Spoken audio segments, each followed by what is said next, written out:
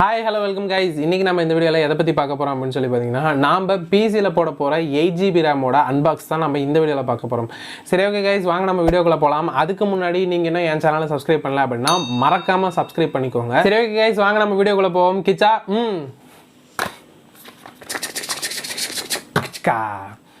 சரி okay guys, இன்னைக்கு நம்ம இந்த ரேமை தான் அன்பாக்ஸ் பண்ண போகிறோம். இது என்ன ரேம் அப்படின்னு சொல்லி பார்த்தீங்கன்னா கார்சியரோட வெஞ்சன்ஸ் அப்படிங்கிற ரேம் தான். இது வந்து பார்த்தீங்கன்னா ஒரு DDR4 ரேம். ஸோ இது DDR4 அப்படிங்கிறப்ப பார்த்தீங்கன்னா இது பர்ஃபார்மன்ஸ் அப்படிங்கிறது ரொம்பவே நல்லாயிருக்கும். அதே போல் பார்த்தீங்கன்னா இதில் எவ்வளோ ஃப்ரீக்வன்சி அப்படின்னு சொல்லி பார்த்தீங்கன்னா 3600Mhz ஃப்ரீக்வன்சி அப்படின்னு சொல்லி கொடுத்துருக்காங்க.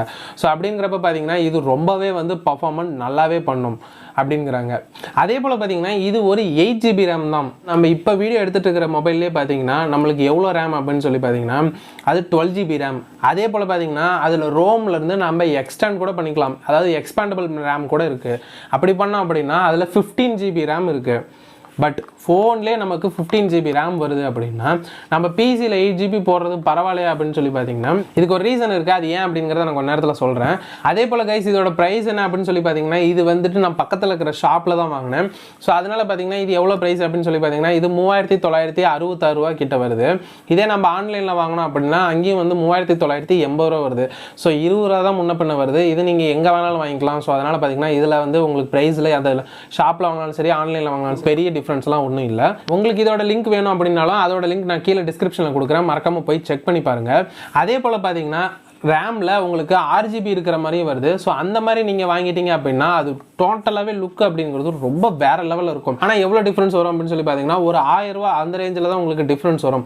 ஸோ 1000 ரூபா போட்டு நீங்கள் இன்னும் கொஞ்சம் சேர்த்து இன்வெஸ்ட் பண்ணிட்டீங்க அப்படின்னா ஒரு கேமிங் பிசி மாதிரி நீங்கள் டோட்டலாகவே டிஃப்ரென்ஸ் பண்ணிக்கலாம். ரொம்பவே சூப்பராக இருக்கும். ஸோ அதனால் பார்த்தீங்கன்னா நீங்கள் முடிஞ்சால் நீங்கள் 6GB வாங்கி போட்டுக்கலாம். அப்படி இல்லை எனக்கு இந்த மாதிரியே போதும் அப்படின்னாலும் நீங்கள் இந்த மாதிரி வாங்கி போட்டுக்கலாம். ஸோ எனக்கு வந்து பார்த்தீங்கன்னா இந்த மாதிரி போதும், எனக்கு 6GB தேவையில்லை, அதில் ஏன் போய் 1000 ரூபா வேஸ்ட் பண்ணணும் அப்படின்னு சொல்லிட்டு தான் நான் 6GB வாங்கல. அதனால் நார்மல் ரேமே நான் வாங்கிட்டேன். அதே போல் பார்த்தீங்கன்னா இதுக்கு வந்து எவ்வளோ வாரண்டி கொடுத்துருக்காங்க அப்படின்னு சொல்லி பார்த்தீங்கன்னா இது வந்து ஒரு 2 இயர்ஸ் வாரண்டி கொடுத்துருக்காங்க. சரி ஓகே கைஸ், அதே போல் பாக்ஸுக்கு மேலே என்னென்ன கொடுத்துருக்காங்க அப்படின்னு சொல்லி பார்த்தீங்கன்னா இங்கேயும் Corsair அப்படின்னு சொல்லி கொடுத்துருக்காங்க. இங்கே DDR4 8GB ரேம் அப்படின்னு சொல்லி கொடுத்துருக்காங்க. அதே போல் பார்த்தீங்கன்னா 3600Mhz அப்படின்னு சொல்லி கொடுத்துருக்காங்க. அதுக்கடுத்து பார்த்தீங்கன்னா ரேமோட எக்ஸாக்ட் இமேஜை இங்கே பிளேஸ் பண்ணியிருக்காங்க. அப்படியே பாக்ஸ் திருப்பி பின்னாடி பார்த்தோம் அப்படின்னா இங்கே வந்து ரேம் நமக்கு விசிபிளாகவே தெரியுது. பட் நம்ம பார்ப்போம், பிரித்து பார்ப்போம் எப்படி இருக்குது அப்படிங்கிறத. சரி ஓகே கைஸ், இப்போ நம்ம அதை அன்பாக்ஸ் பண்ணுவோம். அன்பாக்ஸ் பண்ணிட்டு எப்படி இருக்குது அப்படிங்கிறதெல்லாம் நம்ம பார்க்கலாம்.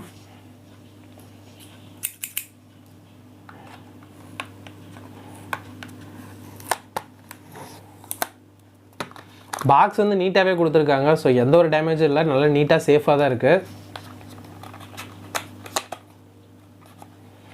சரி ஓகே கைஸ், இப்போ நம்ம இதை வெளியில் எடுப்போம். வெளியில் எடுத்துகிட்டு பார்க்கலாம். ஃபஸ்ட்டு வந்து பார்த்தீங்கன்னா வெளியில் எடுத்தோடனே சேஃப்டி இன்ஃபர்மேஷன் அப்படின்னு சொல்லி யூசர் கைடு மேனுவல் அந்த மாதிரி ஏதோ ஒன்று கொடுத்துருக்காங்க. ஸோ அதை நம்ம எடுத்து உள்ளே வச்சுருவோம். வச்சுட்டு பாக்ஸ் அப்படியே ஓரம் கட்டிடுவோம். வச்சுட்டு அதுக்கப்புறம் நம்ம இதை ஓப்பன் பண்ணலாம். இது எப்படி இருக்குது அப்படிங்கிறத நம்ம பார்க்கலாம்.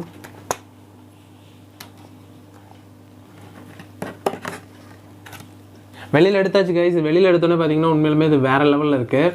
ஸோ நான் காட்டுறேன் உங்களுக்கு. அதே போல் பார்த்தீங்கன்னா மேலே வந்து பார்த்தீங்கன்னா உங்களுக்கு ஹீட் ஸ்ப்ரெட்டர், அதாவது ஹீட் சிங்க் இதெல்லாம் கொடுத்துருக்காங்க. ஸோ இது வந்து பார்த்தீங்கன்னா இது கொடுத்துருக்கிறது உண்மையிலுமே பரவாயில்ல. ஏன்னா ரேம் அப்படிங்கிறது ரொம்பவே ஹீட் ஆகும். ஸோ இது இருக்கிறதுனால வந்து டெம்பரேச்சரை கொஞ்சம் ரெடியூஸ் பண்ணும். அதே போல் பார்த்தீங்கன்னா இங்கேயும் வந்து பார்த்தீங்கன்னா வெஞ்சன்ஸ் LPX DDR4 அப்படின்னு சொல்லி கொடுத்துருக்காங்க. அதுக்கடுத்து அப்படியே கீழே பார்த்தோம் அப்படின்னா இதுதான் வந்து அந்த ரேம்கான சிப்பு. ஸோ இதை தான் வந்து நம்ம அந்த ரேம் ஸ்லாட்டில் போட போகிறோம். இதை வந்து எப்படி போடணும் அப்படின்னு சொல்லி பார்த்தீங்கன்னா நம்ம 4 ரேம் ஸ்லாட் இருக்குது அப்படின்னா அதில் 1 விட்டு 1 அப்படி தான் போடணும். ஏன்னா வந்து பார்த்தீங்கன்னா first RAM slot A1 A2 B1 B2 அப்படி இருக்குன்னு வச்சுக்கோங்களேன். நமக்கு A1 B1 அப்படி போட்டால் தான் நம்மளுக்கு டூயல் கான்ஃபிகரேஷன் நடக்கும். அதாவது பார்த்தீங்கன்னா நீங்கள் சிங்கிள் ரேம்னா நீங்கள் எதில் வேணாலும் போட்டுக்கலாம். டூயல் ரேம் அப்படிங்கிறப்ப நீங்கள் என்ன பண்ணணும் அப்படின்னு சொல்லி பார்த்தீங்கன்னா உங்களுக்கு வந்து பார்த்தீங்கன்னா மதர் போர்டில் 4 ரேம் ஸ்லாட் கொடுத்துருப்பாங்க. ஸோ 4 ரேம் ஸ்லாட் அப்படிங்கிறது பார்த்தீங்கன்னா நம்ம முன்ன சொன்ன மாதிரி A1 A2 B1 B2 அப்படிங்கிற மாதிரி தான் இருக்கும். ஸோ இந்த இமேஜில் பாருங்கள், பிளாக்ல இருக்கிறது பார்த்தீங்கன்னா ஃபஸ்ட்டில் இருக்கிறது A1, அடுத்தது கிரேல இருக்கிறது பார்த்தீங்கன்னா A2, அடுத்தது இருக்கிறது பார்த்தீங்கன்னா B1, அதுக்கு அடுத்தது கிரேல இருக்கிறது B2. ஸோ நம்ம ரேம் போடுறப்ப எதில் போடணும் அப்படின்னு சொல்லி பார்த்தீங்கன்னா ஒன்று நம்ம பிளாக் கலர் ரேம் ரேம் ஸ்லாட்டில் போட்டோம் அப்படின்னா அடுத்ததும் நம்ம பிளாக் கலர் ரேம் ஸ்லாட்டில் போட்டோம் அப்படின்னா தான் நம்மளுக்கு அங்கே டூயல் கான்ஃபிகரேஷன் அப்படிங்கிறது நடக்கும். ஸோ நம்ம வந்துட்டு A1ல ஒரு ரேமும் போட்டு A2ல இன்னொரு ரேமும் போட்டோம் அப்படின்னா அது வந்து உங்களுக்கு டூயல் கான்ஃபிகரேஷன் நடக்காது. ஸோ அது வந்து பார்த்தீங்கன்னா அதாவது A1 A2 அப்படிங்கிறது அது ரெண்டுமே ஒரே சேனலில் 2 ரேம் போடுறதும் நம்ம சிங்கிளாக ஒரே ரேம் போடுறதும் ரெண்டு ஒன்று தான். அதே வந்து பார்த்தீங்கன்னா நீங்கள் 2 சேனலில் 2 ரேம் போட்டீங்க அப்படின்னா உங்களுக்கு டூயல் சேனல் நடக்கும். ஸோ டூயல் சேனல் இருக்கிறனால உங்களுக்கு டூயல் கான்ஃபிகரேஷன் நடக்கும். அதனால தான் வந்து பார்த்தீங்கன்னா மதர் போர்டில் எப்பயுமே வந்து ஒரு ரேம் போடுறீங்க அப்படின்னா சிங்கிள் ரேம்னா உங்களுக்கு பிரச்சனை இல்லை. முன்ன சொன்ன மாதிரி டூயல் ரேம் போடுறீங்க அப்படின்னா ஒரு ரேம் போட்டீங்க அப்படின்னா அடுத்தது ஒரு ஸ்லாட் விட்டு இன்னொரு ஸ்லாட் போட்டீங்க அப்படின்னா அது வந்து உங்களுக்கு டூயல் கான்ஃபிகரேஷனும் நடக்கும். இது வந்து பார்த்தீங்கன்னா நான் ஏன் 8GB ரேம் மட்டும் போட்டிருக்கேன் அப்படின்னு சொல்லி பார்த்தீங்கன்னா ஸோ இன்னொரு ரேம் வாங்குறதுக்கு பட்ஜெட் இல்லை. ஸோ அதனால பார்த்தீங்கன்னா நம்ம ஒரு ரேம் மட்டும் இப்போதைக்கு போதும் அப்படின்னு சொல்லி போட்டிருக்கேன். பிசியில் வந்து பார்த்தீங்கன்னா நம்ம மற்றதெல்லாம் வந்து பார்த்தீங்கன்னா நம்ம இப்பயே கரெக்டாக பார்த்து இன்வெஸ்ட் பண்ணணும். பட் ரேம் அப்படிங்கிறப்ப பார்த்தீங்கன்னா நம்ம எவ்வளோ வேணாலும் வாங்கி போட்டுக்கலாம். போட்டுட்டு ஃபியூச்சரில் வேணும்னா கூட நம்ம அப்டேட் பண்ணிக்கலாம். அதுக்குன்னு ரொம்ப கம்மியாக வாங்கி போட்டு நம்ம அப்டேட் பண்ண முடியாது. ஸோ ஓரளவுக்கு இப்போ 8GB ரேம் வாங்கி போட்டிருக்கேன் அப்படின்னா இப்போ ஃபியூச்சரில் இன்னொரு 8GB ரேம் போட்டோம்னா கூட எனக்கு 16GB ரேம் கன்வெர்ட் ஆயிரும். ஸோ அப்படிங்கிறப்ப நான் இப்போ 8GB ரேம் வாங்குறது எனக்கு பரவாயில்லன்னு தான் தோணுது. ஏன்னா ஃபியூச்சரில் கூட நான் எக்ஸ்பேண்ட் பண்ணிக்குவேன். ஸோ அதனால பார்த்தீங்கன்னா நான் ஒரு ரேம் தான் வாங்கியிருக்கேன். ஸோ இதை நான் ஒரு ரேம் மட்டும் நான் போட்டு யூஸ் பண்ணும்போது எனக்கு எவ்வளோ பர்ஃபார்ம் பண்ணும் அப்படின்னு சொல்லி பார்த்தீங்கன்னா இது வந்து சிங்கிள் சேனல் ரேமாக தான் யூஸ் ஆகும். அதாவது பார்த்தீங்கன்னா இதில் வந்து டூயல் கான்ஃபிகரேஷன் நடக்காது, சிங்கிள் கான்ஃபிகரேஷன் நடக்கும். ஸோ அப்படி நடக்கிறப்ப நம்மளுக்கு பர்ஃபார்மன்ஸ் அப்படிங்கிறது கொஞ்சம் நார்மலாக தான் இருக்கும். ரொம்ப ஹை பர்ஃபார்மன்ஸ் அப்படின்லாம் சொல்ல முடியாது. ஏன்னா வந்து பார்த்தீங்கன்னா டூயல் கான்ஃபிகரேஷன் அப்படிங்கிறது என்ன அப்படின்னு சொல்லி பார்த்தீங்கன்னா நீங்கள் ஒரு ரேம் போடுறீங்க, ஒரு 16GB ரேம் போடுறீங்கன்னு வச்சுக்கோங்களேன். அந்த ரேம் வந்து எவ்வளோ பர்ஃபார்ம் பண்ணும் அப்படின்னு சொல்லி பார்த்தீங்கன்னா அது மட்டும்தான் இருக்கும். ஸோ தனியாலாம் அவன் ஒருத்த மட்டுமே அங்கே வேலை செஞ்சுட்டு இருப்பான்.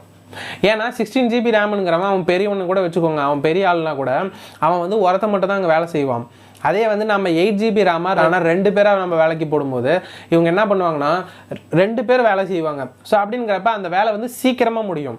நம்ம ரேம் போடுறோம் அப்படின்னா ஸோ நம்ம எவ்வளோ சைஸ் போட போகிறோம் அப்படிங்கிறத டிசைட் பண்ணிவிட்டு அதை 2ஆக பிரித்து போட்டோம் அப்படின்னா நம்மளுக்கு பர்ஃபார்மன்ஸ் அப்படிங்கிறது ரொம்பவே நல்லாயிருக்கும். ஸோ அதனால பார்த்தீங்கன்னா இப்போ நான் வந்து பார்த்தீங்கன்னா ஒரு 8GB ரேம் போடுறேன் அப்படின்னா மறுபடியும் நான் இன்னொரு 8GB ரேம் போட்டேன் அப்படின்னா நம்ம என்ன சொன்ன மாதிரி நம்மளுக்கு டூயல் கான்ஃபிகரேஷன் நடக்கும்.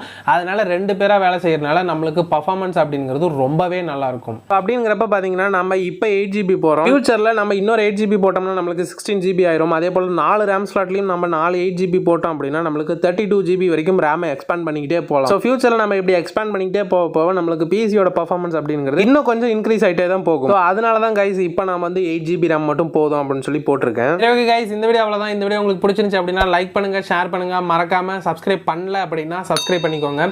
ஓகே, பாய்.